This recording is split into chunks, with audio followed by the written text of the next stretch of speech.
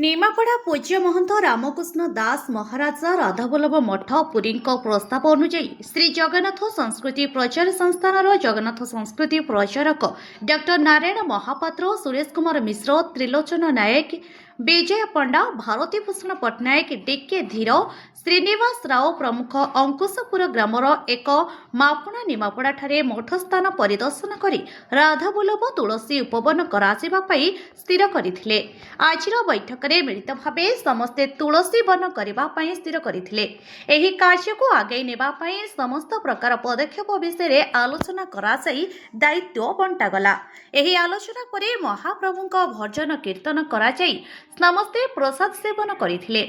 आजिर निजको विकसित करने कार्यक्रम जगन्नाथ जगन्नाथ चकानयन भजन गुरु भारती भूषण पट्टनायक संयोजन भजन बोलिबाकू प्रयास करथिले।